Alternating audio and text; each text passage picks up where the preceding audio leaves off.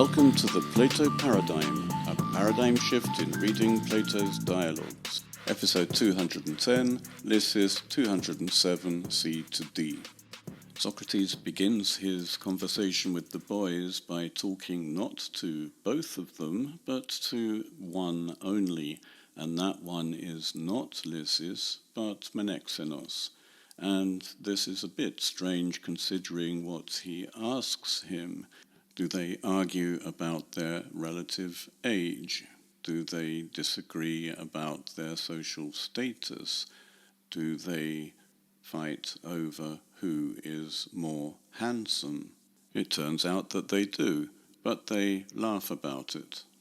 We should remember that Socrates is purportedly showing Hippothales how to attract the lust object rather than repel, and Socrates is noticeably not talking to Lysis, although he is talking about him with Menexenus and talking about things which are presumably dear to his heart. But Lysis is not annoyed at being left out. He actually laughs along with Menexenus, and Hippothales might think that the conversation will continue in the same vein, talking about the beauty and status of Lysis. By not talking to Lysis directly, Socrates is mimicking what Hippothales has been doing, although so far it's clear that Lysis actually enjoys what Socrates has been saying. Socrates' questions actually recognize the friendship between Menexenus and Lysis. This is actually a point emphasized in Socrates' next question. Umen hopoteros gefen plusioteros humon, uk eresomai, philogar eston egar, panu gefaten.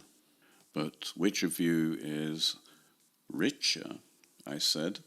I won't ask, for you two are friends, aren't you? Absolutely, they both said. The verbs referring to the boys are in the dual, in other words, not singular, not plural, but two, which is why I say you two or both. The dual was a form that was beginning to drop out, but it is still used evidently at this time. The dual emphasizes that the boys are a pair. The word for friends is also in the dual here. It's interesting that Socrates hadn't asked Hippothales and Ctesippus if they were friends, but he is asking the boys. Does it mean that Hippothales and Ctesippus are not friends? No. In a dialogue, actions speak louder than words, but the words can guide us. It would seem that friendship is central to this dialogue. Friendship is philia, and a friend is philos. An apparently more difficult question to answer is whether Hippothales is a friend to Lysis. Hippothales treats Lysis as an eromenos, a person being lusted after, a lust object, and he seems to treat himself as an erastes, a luster. Someone on the outside of that relationship might think that they are philoi. If we are to believe Socrates, the boys both answered at the same time with the words panuge, absolutely. This would seem to be a good indication that they are in tune with each other and they are friends. But what are they agreeing about? That they are friends, not that they don't compete over who is wealthier. They are boys and they don't have wealth. Their parents have wealth. Socrates had made them answer the question about them being friends, but now he wants to strengthen the impression that they don't compete about wealth because they are friends. Ukun koina tage philon legetai, hostetuto ge udenti oiseton, eper alethe perites filias legeton, sunefaten. Well, the things of friends are said to be common, so that in this you both won't differ, if indeed you are both saying true things about friendship. They both agreed. In just a few questions, Socrates has set up what could have been a long argument on the proper course of behavior in friendship. Should one compete or cooperate? Plato has seen to it that this particular question isn't discussed, and we are left wondering why this course of conversation was started at all. So far as I can see, it establishes the friendship between Lysis and Menexenus. It gives Menexenus a chance to talk. He doesn't say very much, and we are going to have a long conversation with Lysis. If Socrates has demonstrated this for the benefit of Hippothales, we could, for example, compare the mutual respect of Lysis and Menexenus with the exploitation of Ctesippus by Hippothales. If this is the case, however, it's unlikely that Hippothales would learn anything, since he is concerned here with learning how to talk to his lust object, Lysis.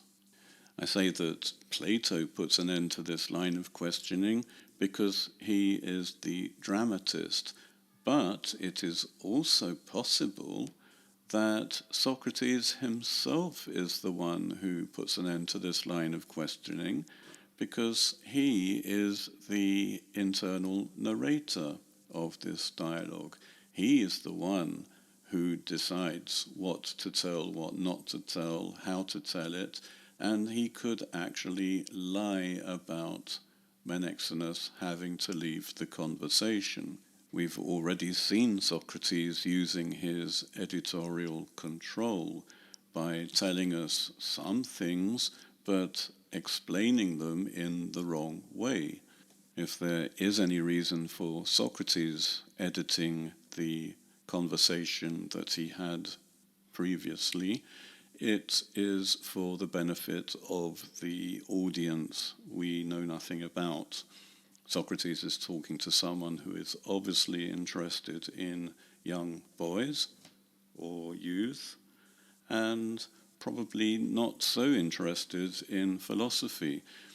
So he would be something like Hippothales in the actual dialogue.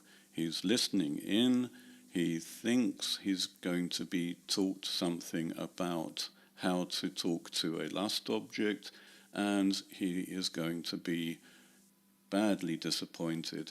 Although, since he never ever interrupts Socrates, he may actually be interested in the conversation. Anyway, it's time for Menexenus to make his exit. Epecherunde metatuto erotan hopoteros dikaioteros kai sophoteros auton eie. I was trying then, after this, to ask which of them was more just and more sophos. As we know from other dialogues, sophos is an expert at a techne, but sophists teach Sophia without any particular techne, and they are talking about expertise in living a successful life. We should not really expect 12-year-old boys to be sophoi. They are not experts at a techne, and they haven't been taught by a sophist to succeed in life. Sophists tend to teach older boys and men. There are also a few other strange features about these questions, which Socrates doesn't actually ask, and one of them is that he's returning to competition, having just talked about cooperation. And the other thing is that before, when he was talking about competition, he simply asked whether they argued or disagreed, and they said yes, they did. Now he claims that he was planning to ask which of them was more just and more sophos. It's one thing to ask them if they disagree, but it's quite another to cause them to act out their competitiveness. It's also interesting that Socrates chooses these two of the four cardinal virtues.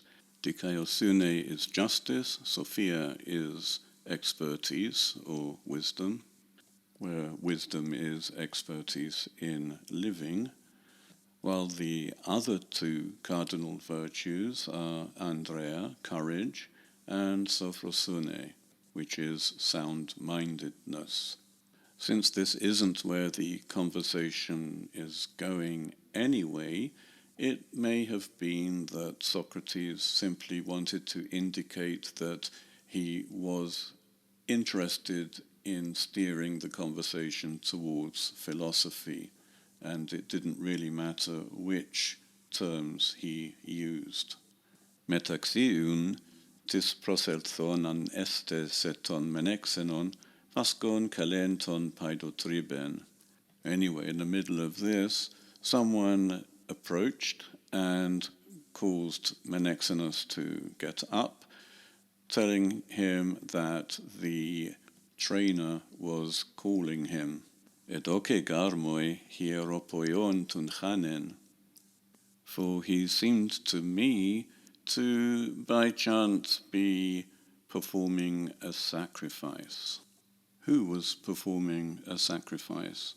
Was Menexenus performing a sacrifice? The Greek sounds as though someone is already performing the sacrifice. Menexenus, if he were the one to perform the sacrifice, would have been referred to in the future as someone about to perform a sacrifice. If in fact he is the one who was performing the sacrifice, he left it to come in and talk to his cousin and Socrates, and is now being called back, but that isn't made clear. Ekenos men un ocheto. That one, in other words Menexenus, in any case, left. And that's the main point. Menexenus leaves the conversation.